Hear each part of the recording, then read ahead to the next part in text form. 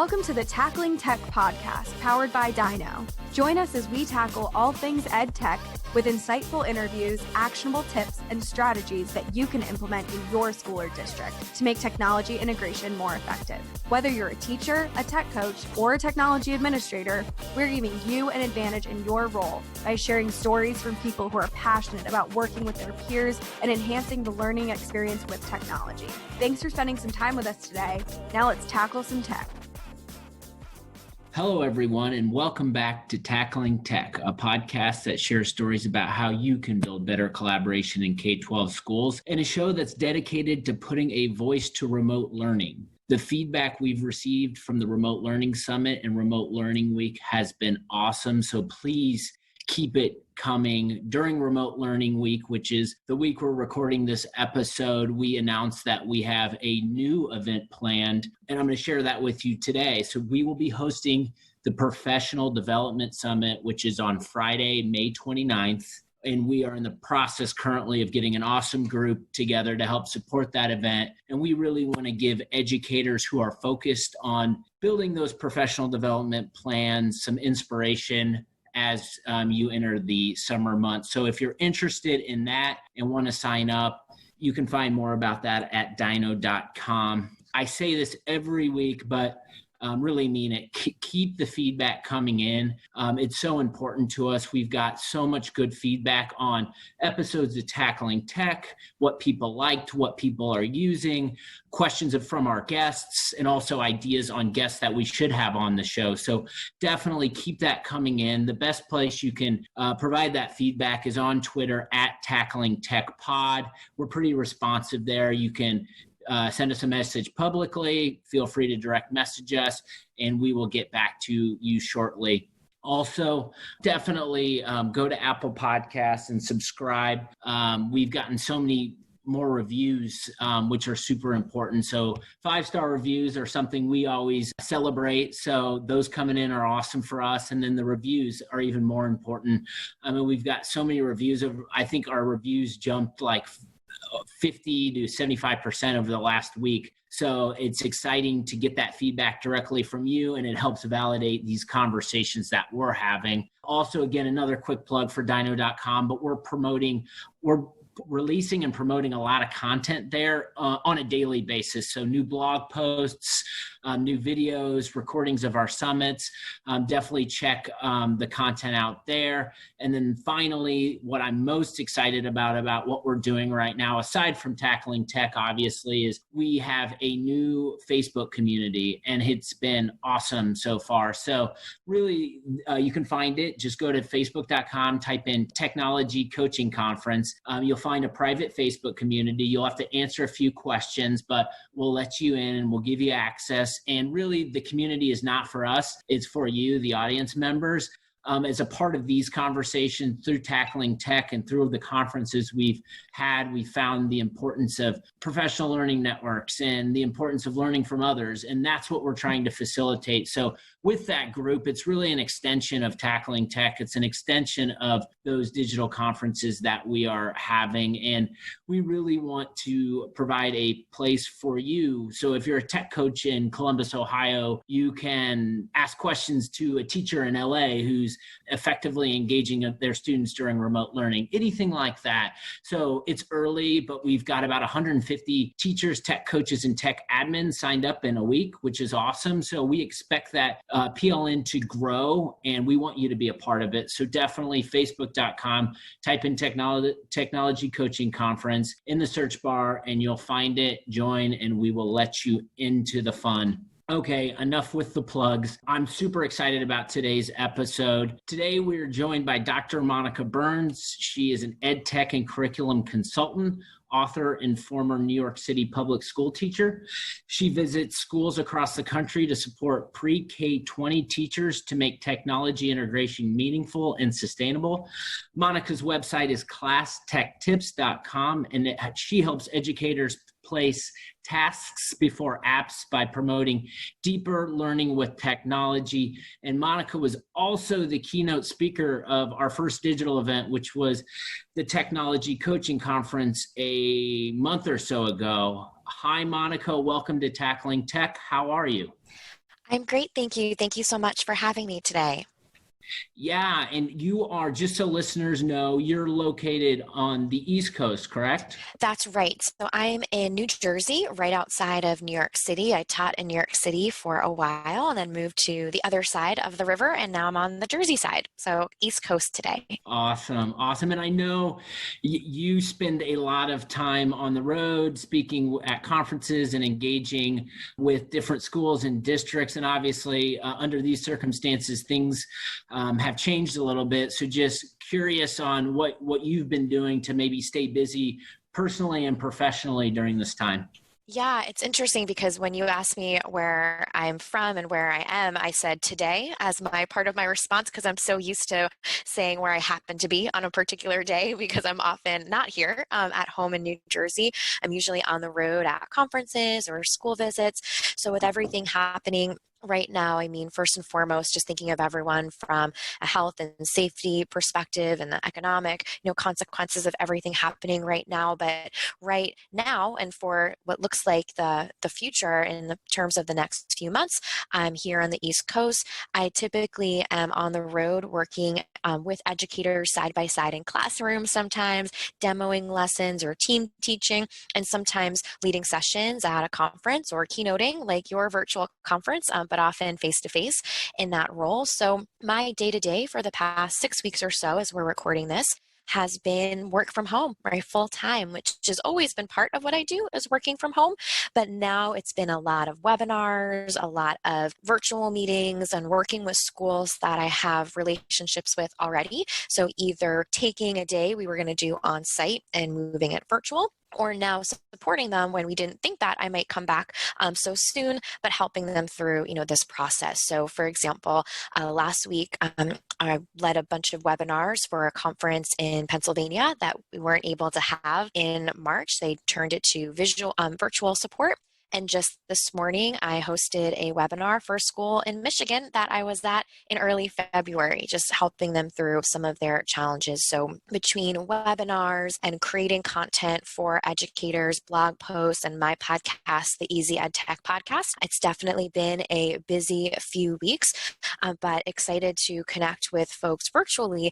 And when, that's not an option to kind of pop into their part of town and work with them on site. Yeah, so you're staying very, very busy. And if you are, as the audience member, definitely check out Monica's Twitter, check out her online presence. Monica's an excellent marketer. As a marketer for software company, I definitely appreciate her game and her being active and providing value to the community. So a lot to learn from Monica, and I have definitely learned a lot in just reading content and attending webinars. So hopefully there's more to learn today. One of the topics that I want to get into and will be a big part of this episode is just communication. I think communication was one of these big reasons why we started tackling tech. So we're going to dive into that, and then also some other trends and things that Monica is seeing in the marketplace. So Monica, maybe first, just to jump off, what are some of those themes that you're seeing or hearing right now in the K-12 market that matter most right now? So I would say one big thing that I've been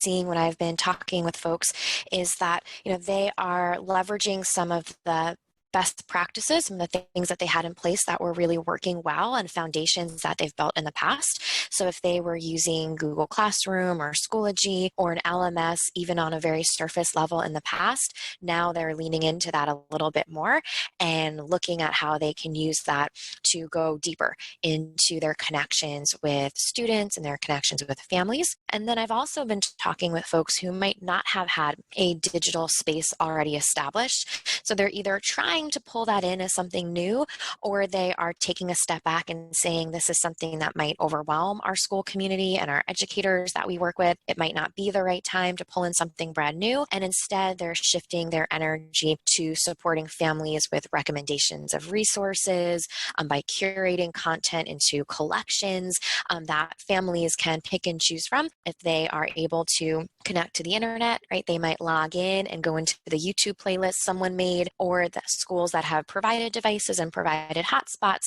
right, might lean into some of the foundations they've already established with an LMS, right, with certain expectations for navigating digital spaces and hosting content there. I think everyone, it has the best intentions when sharing work and resources with students and families, but there's a lot of things to take into consideration when it comes to what families have to tackle at home, whether they have family members that are essential workers and then that child is babysitting the other kids in their house during the day, or they might have to move to a new place if their family is dealing with some economic hardship.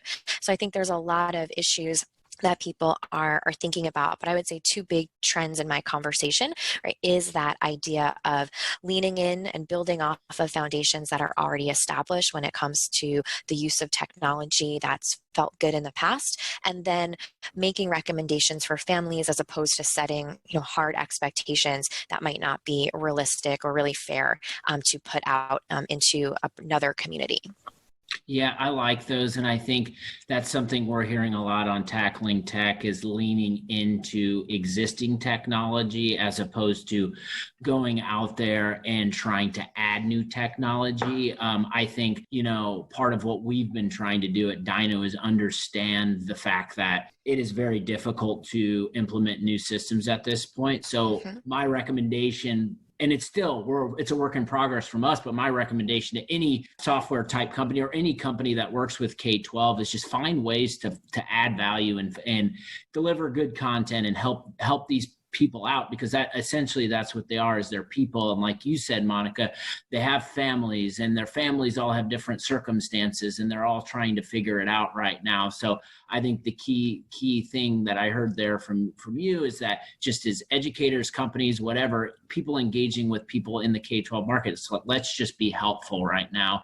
And let's make sure we can do whatever we can to make sure that their learning environment and their situation is streamlined as possible. And I think just from my perspective, a big way to think about that is just communication. And I know we've talked a lot about communication, but I'm curious, Monica, what are like the building blocks that districts have in place that you've seen pre-COVID-19 to promote great communication across the district? So there are lots of communication tools and apps and things that teachers might use in classrooms and things that districts might use in classrooms, right? And it are many places that also have social media feeds in place that are more than just for sharing snow day announcements, right? But have been really great, consistent forms of communication over the school year, up until this point. So I've noticed that folks are using those prior established connections and making sure that those are consistent, that they're hearing regular updates, even if there's nothing new to say, right? People are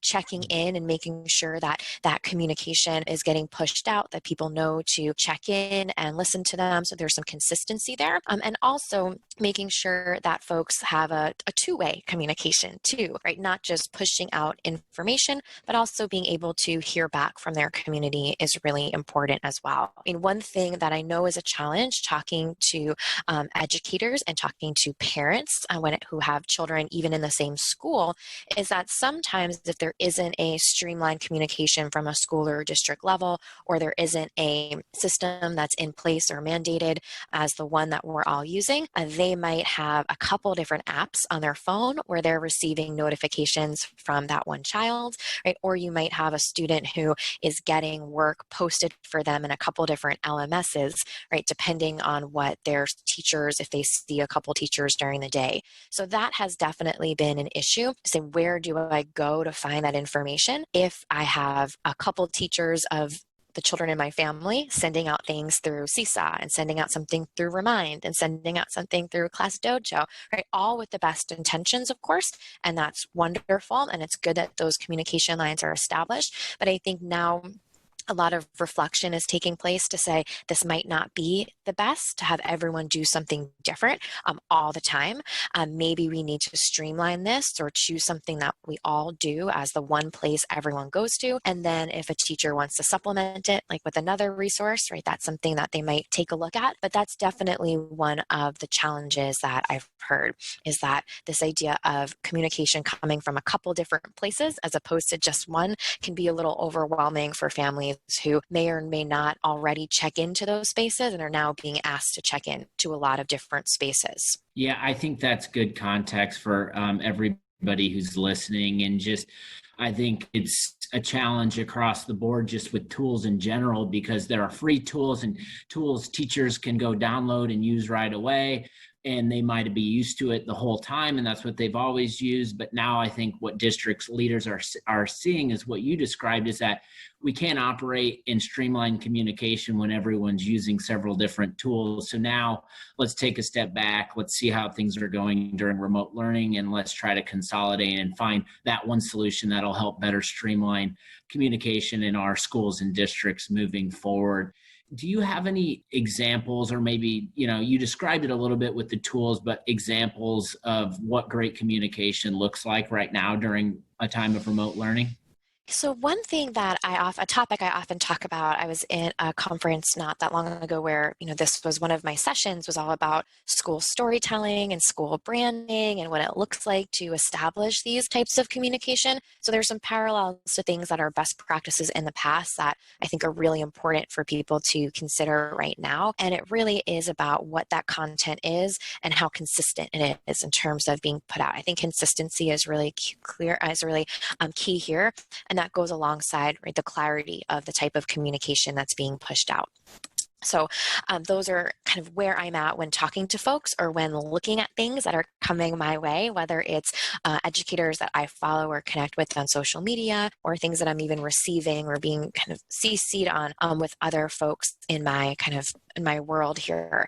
And so having consistent content, and this being updates, this being celebration, something great that we want everyone to know about, as something that we're celebrating, a story that we heard in our community, and those time-sensitive take action type of pieces, right? The more that you can be consistent with showing up in a family's inbox or on a social media space that people go to get information, the better, because it's going to give everyone that reminder to say, this is how I get in touch. This is where I go if I need something. This organization, right, the school that my child goes to is providing value, right? Whether they're providing a resource recommendation, or they're providing a place for me to go to apply for support in my community, or they're letting me know what to do with all the library books we took out last month, right? So giving those updates, whether it is in a newsletter style format, right, or it is something that kind of pushes out when it needs to be, as long as it's happening consistently, you're going to have people know where to go when they do have questions or when they need to get that important information. So if you are showing up, right, as a school leader, as a classroom teacher, right, at someone at the district level, if you're showing up, 2 or 3 times a week in someone's inbox with general updates, with encouragement, with resources, then if you see something on the news or you get an alert on your phone that your state has closed schools for the rest of the year, you know exactly where to go to get that update from that person that you are close to, right? Your principal, your teacher, your district leader. So the more consistent that the communication can take place when you are not dropping off your kid at school, or you're not making a quick phone call and knowing someone at the office will answer, right? Showing up for people consistently will help them understand how to get in touch with you when these channels of communication have changed so much in such a short period of time. Yeah, I love that. And the delivering consistent communication is near and dear to my heart. And I think when I'm thinking about just delivering consistent communication at Dyknow, that's really a primary task of the marketing team and what we do. And we own that communication and making sure that we're constantly delivering a drumbeat of communication to our customers so they're aware of what's going on.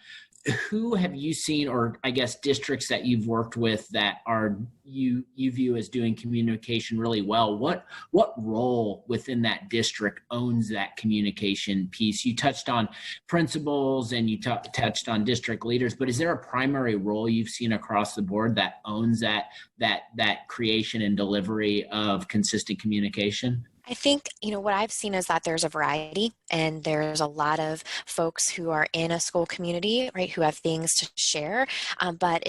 What I've noticed in my observations and my conversation with folks, building leaders have seemed to be the ones that are sharing information, whether they are communicating things on behalf of their larger district, or they're communicating things on behalf of all of the teachers, right? So as opposed to getting an email from 4 or 5 different teachers for one student if they're in high school, or getting 3 or 4 emails from one-to-one family from all of the teachers, right, in elementary school, that person who's kind of in the middle in terms of pathways of communication, right, a principal getting things from the district level, and then from an on-the-ground kind of level, I've seen those folks really step up to be able to say, right, here's what our mission is. When you got this email from the district, this is what we're trying to get at here.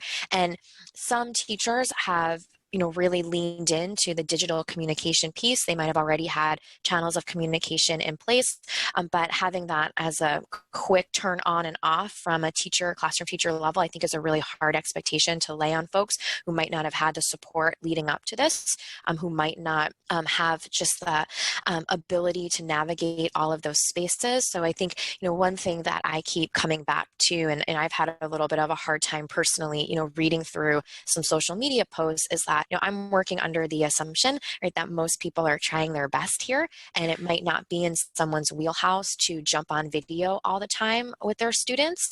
They might have family members who they are taking care of right now that everyone is home. And so having that building level person be a kind of front line in terms of communication is important, that they are pushing things out that are consistent to everyone, as opposed to delegating that task to individual teachers that are dealing with a lot of other things kind of on their to-do list. That being said, when I talk to schools about social media, for example, and using social media and having that sort of school storytelling lens, I often use the term point person. Like, who is that person that updates your Instagram for your school if you're committed to sharing on that platform? Who is the person that updates the Twitter? And have you, built time in their schedule to make sure that they can sit down and update all those channels in a, situation where everyone is in school and is taking part of events and is all together. So there might be a transfer, of that language to say, who's our point person here, right? Who's the person who's going to take all this information from the state and from the district and for our community, summarize it into an email that goes to everyone who's in our middle school, right? All of the families in our middle school. And so you might use a similar model here as well. I love it. And as you were describing it, immediately I thought of just an upcoming blog post that you or Dyknow or someone needs to create, of like the 5 steps principals can take to be their building's chief communication officers. I think there'd be a lot to unpack in trying to figure out those steps within that to make that happen, but very cool. And I like how you describe that. Let's talk about just the communication from the district to parents. I know it's super important right now as parents. Most parents are trying to do their job while being parents, and then also trying to support their student learning. How can districts support parents that are trying to make sure that their kids are learning right now in this environment? So this kind of comes back to the idea of what is in place in terms of the logistics of what did we used to do, right? Did we always send home Chromebooks with kids? Have we already tackled the issue of who has connectivity and who needs a hotspot? So if those were pieces that were built into a one-to-one initiative 6 months ago, right, you can really lean onto those pieces. Right now, a lot of things are very reactive to say who needs what, how can I get this to this person? And that's okay, right? We're in an emergency situation. This is not a lack of planning, right, in a way, right? This is not something that was anticipated in terms of making this quick shift for schools being closed for so long. And so when it comes to making sure that districts and building level folks are supporting parents in this way, right? Part of it is taking stock to say who needs what, where are our people, right? So some families might have relocated even for the short term because of economic hardships, or maybe because mom, right, is an ER doctor and she's brought her kids to her sister's house and they're going to stay there for a couple of weeks, and that's out of the district, right? So there's a lot of these pieces to take into consideration when it comes to supporting families that way. It may be that part of the support goes along with providing resources. So curating resources, saying these are some free things that are available. Here's how you might use them. I know I've hosted a few webinars the past few weeks that have been really about, curating that content and recommending resources for families. And one of the big things, I'll say in those situations, and I'll share with you, of course, now, is that sharing that what that thing is great, right? Sharing that link in a newsletter is a great first step, but the more that you can add the why and the how, the more effective that recommendation will be. So yes, you might have an LMS in place. You might have teachers that post activities for students to do over the course of the week in Google Classroom, and that's wonderful. Lean into that by all means. But if that's just not your reality right now, and you're sharing or recommending resources that families may pull up on a smartphone, may need to be sensitive about in terms of their data usage, may or may not be able to connect to regularly, providing the why and the how is a good way to show the value. So I sent you this link, mom and dad, right? Or grandma or auntie or whoever it might be, right? I sent you this link and I'm sharing this with you because it has all these great read aloud videos. We usually read together, right? A book after lunch every day. Here's a great video you can share with your child instead.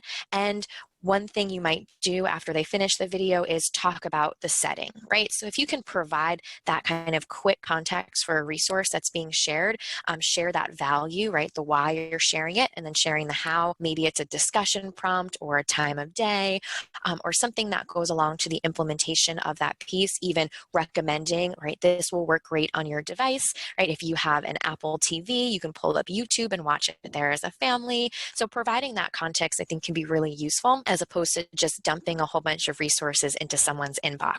So the more thoughtful that we can be about providing that context, I think that's an important part of supporting families that goes in a little bit of a different direction than just setting up kids with, say, coursework or video conferences that might replace the time in the day that was traditionally used for face-to-face instruction.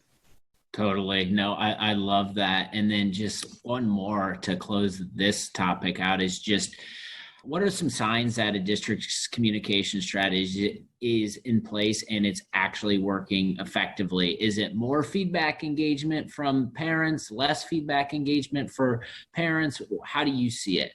Right. If you're pushing out information and you're never hearing from anyone, maybe you're just doing a wonderful job of anticipating everyone's questions, right? Or pulling things together so that they're super clear. But if you aren't hearing from anyone, you might want to make sure that you have systems in place to make sure that if someone wants to reach out to you, right, they can reach you. So one quick fix is saying, where am I sending these emails from? Do I have it set up so that people can reply to this email? Did I encourage in that email to say, respond to this if X, Y, and Z? Because you might have a family member that's a little hesitant to send a reply. But if you have your replies blocked, right, from that email that you're sending out, maybe in the past that wasn't the best way to have a set of communication, but now it's going to be crucial, right? So even if you do get a response and you don't know how to answer it, you can forward it on to the person who might be able to, right? So that would be one quick fix I would check in. If you're not hearing from anyone, it's nice to assume that everything you're sending out is perfect and clear, but maybe it's hard for someone to respond back to you. The next piece would be that encouragement to say, we'd love to hear from you. How can we be more helpful? We want to feature you on our class, our school Instagram. Can you share with us one thing that you and your family have done to grow closer together? Or is there a book that you've all read? Or even something as simple as, vote in this poll that we put together, fill out this Google form for a survey, and you can figure out how you can connect a little bit better and give a, gift card to a place in the community that you raffle off afterwards. So something that's going to encourage people to show up and open those emails is important, right? And then the next piece is making sure that they know how to communicate with you if they have questions through that same space, but then also encouraging that engagement. So whether it is providing valuable resources that they're going to click on and see and know how to use, or if that comes from giving them something to participate in that feels personal, that you are listening to them because you've sent out that survey and maybe responding to a few more personally depending on the volume. Those are all things to take a look at to say, I know that people are reaching out. They're taking advantage of the communication channels we've established. It is clear for them. It is in the language that they need. And one thing you might even consider too, if you aren't having great engagement with those pieces of communication, is ease of just digesting that info. So you might decide that you record an audio version of that newsletter as well, especially if you have families with different levels of literacy in your community. So you might have your whole newsletter and then you might record yourself reading it. And right at the very top, you can put a little note that says, click here if you want to hear me read this aloud to you. Not only is that great for building more personal connections, it's so lovely for someone to hear a voice of someone they're used to hearing when they don't have that face-to-face time. But you might find that families are either super busy, right? They're going to press play on that email while they're emptying the dishwasher, or they might be in a situation where reading on their device or in general is struggle for them.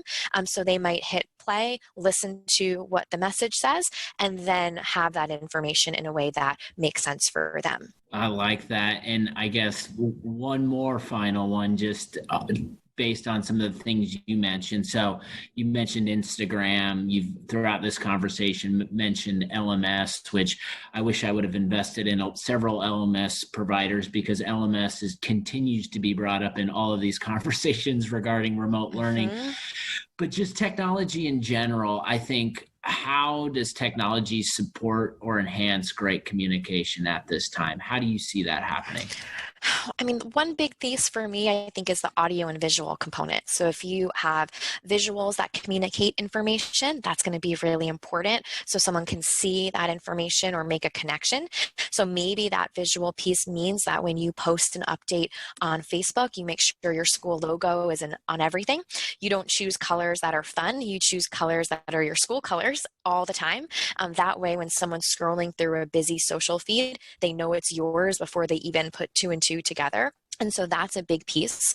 And then I think that audio and component, whether it's a quick slideshow, like a video newsletter, or it is play it like a podcast button that you put in communication you're sending out, that's a huge value add that is not a heavy lift in terms of technology use, right? So if you're already writing that email using QuickTime on your device, using a quick app on your phone to record yourself reading it aloud and attaching it as a file for a download, or connecting it to Google Drive and having a link that someone can play it, right? That's a quick win and can provide a lot of value for not a huge investment in time. And the same thing goes if you created, say, a narrated slideshow and something like Spark Video, right? You might put the same information about whatever it is that you're working on. Maybe it's a clothing drive to support your local community. You might put together a few slides, record your voice with the same information as that email you sent out, and then you have content you can post on social. Someone will hit play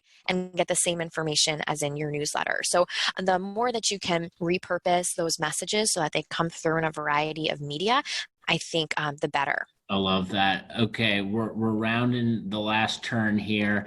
When it comes to communication, technology, teacher, parent engagement, parent and student engagement, what does all of this mean for remote learning when we get on the other side of COVID-19? Where do you see remote learning fitting in? When we can all go back to when all the students can go back to school and everything is air quotes normal again? Yeah, I mean, when anything challenging presents itself, I always hope that everyone can be reflective, right? And that goes for any challenge that you have in your life. I'm always thinking to myself, if something doesn't go the way I had hoped or planned, right, what can I learn from this? And many people, right, that's not just me, right? Many people feel the same way when they're reflecting on situations that felt hard or didn't go what they, the way they thought, or where they had to react really quickly, which is very much the case here. So I hope that folks are feeling already that they can be reflective and saying, we're doing this now, but this is not the best case scenario. And then a month from now, they can say, this is what I'm learning. And then 2 or 3 months from now, they can say, this is what I learned. So I'm encouraging folks, and I did a webinar, I think it was last week, where I talked about some distance learning reflections. And one big thing that I was sharing was taking the time to just note take and journal at the end of the day. And this does not have to be a how I'm feeling personal type of journal, although there's benefit in all types of journaling, of course. This is more about the logistical, what worked, what didn't work, what felt hard, what was an obstacle I overcame today, and how did I fix that problem, or what am I still struggling with, or what is something I never want to do again, or that I wish we had done. And so if you're able to jot down a few things at the end of the day, or if you're able to jot down a few things during lunch, Tuesday and Thursday each week, there's going to be immense value in that when we are planning moving forward, because things are moving so quickly, right? People are in situations where they have to adapt very quickly to things that are changing. So if you have an opportunity to jot down a couple things and then pull those into meetings that you have over the summer, into the fall, where you can be more thoughtful about initiatives that you want to strengthen moving forward, I think there's a lot of benefit there to doing what I would call just kind of a brain dump at the end of the day, and then sorting through that when you do have the emotional space and the time space to be more reflective. Because there are states already, right? There are school districts that are building in e-learning days into their calendar, who are saying this is not something that is going away. Maybe 100% of the time it'll go away, but, or I should say, it won't take up 100% of the time, but maybe we do have to be closed in rolling weeks, in the next school year. Maybe we do have to be shut down for the month of December. I don't think it's crazy to think that that is a possibility, right? Hopefully it's not the case. But if you're going into the new school year without any type of preparation for being closed for the months of November and December, right, when there may be an uptick in our current public health crisis, I think it's super irresponsible, right, to not acknowledge that those are concerns that might happen and we should be prepared for them. It's okay that we weren't prepared for this right now, but it's not going to be okay if we don't have a plan into the next school year. So as much as you can be reflective and data gathering mode right now, I think it'll end up paying off in the long run. Yeah, totally agree. It won't be about how to do remote learning in the next phase, but it'll be about how to do remote or distance learning effectively. And I think something you said that consistently comes up, and it came up in a conversation we had at lunch with Sarah Margison from Tippecanoe, was the journaling component and how important that can be.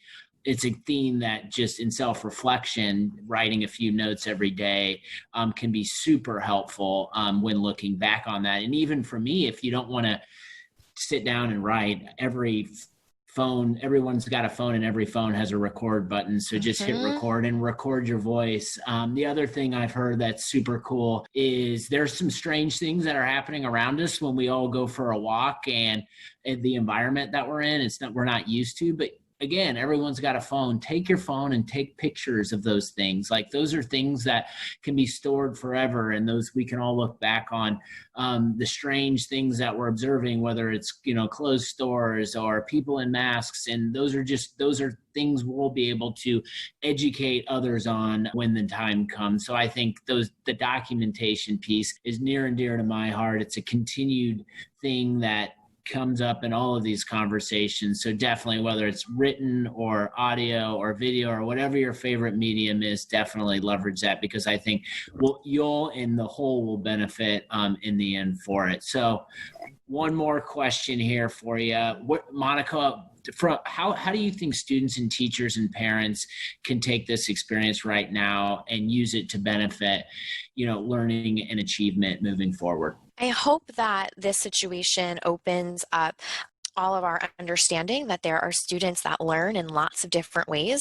I know from casual conversations of folks that are in my kind of network that there are children that are doing really well working on their own and at home and on their own schedule and on their own pace, and that's great, right? And there's other students who are having a very hard time not being in a structured classroom environment. And so we know that every child is different and learns different and experiences things differently. So I hope that when we're looking, kind of stepping back to say what felt good about this experience, what didn't, is that we're taking more stock and placing more empathy into the fact that not every learning situation is the best for everyone, and that's okay. And that the more we can give students choice, the more that we can allow students some more time for self-directed learning, that we might have weekly tasks and weekly goals as opposed to daily to-do dates, that we take some of the good things about asynchronous learning environments and transfer them into classroom learning environments. So almost going in the other direction to say, now we're trying to replace classroom learning with learning at home really quickly. And there's obviously struggles and obstacles with that. But if we take some of the good things about learning in a remote environment and pull them back into a classroom setting, whether it's more blended learning stations, whether it's more small group work, whether it's more independent directed study, where students are investigating things and solving problems that they're interested and excited about kind of on their own with more side-by-side support as opposed to direct instruction. I hope that that's something that folks take from this environment that we're currently in, that they transfer some of those observations that they're having into things that are more actionable into the upcoming school year. I love that. And again, themes you just mentioned there were the same themes that were coming out of our conversation with Sarah during lunchtime, but she mentioned the example, she's got little ones and she's a tech coach, and so she's wearing multiple hats, and now there's an agenda and priorities that her son needs to get done based on his classwork, but the conversation every day is, here are the things that need to get done. It's up to you on when you get those things done. And I think that flexibility and giving students that flexibility and letting them know, here's what needs to get done, but it's on you, and you build out that schedule. Because right now in Indianapolis, I'm looking outside and it's like 65 degrees. It's beautiful outside. And I can only imagine all the students at home in this weather that want to go outside and enjoy it for a bit, and then prioritize some of the work later in the afternoon when it might get a little colder. So I think those types of things are super important. And I think we're hearing it consistently, that making the environment less rigid and giving students more options, but still focusing on these are the priorities of learning. So I think that's super cool. And I'm glad that we continue to hear that and heard it a lot in this conversation. Okay, Monica, this was super helpful to me, and I know is going to be helpful for our audience. Outside of this episode of Tackling Tech, where can people find you online to learn more? So my website is classtechtips.com. You can find my podcast, the Easy EdTech Podcast, there. You can also find it wherever you're listening to this, right? Wherever your podcast place is. And on social, whether it's Instagram or Twitter, my handle is @classtechtips. And a lot of folks have been jumping into my DMs or my direct messages, asking questions or looking for recommendations. So if there's anything that you're curious about, feel free to reach out. If you're listening to this, I'm always excited to share ideas and resources with fellow educators. Awesome. Thank you so much. And thank you everyone out there for continuing to listen. Definitely hit that subscribe button, give us a review, let us know how we're doing. And most importantly, stay safe out there. Take it easy.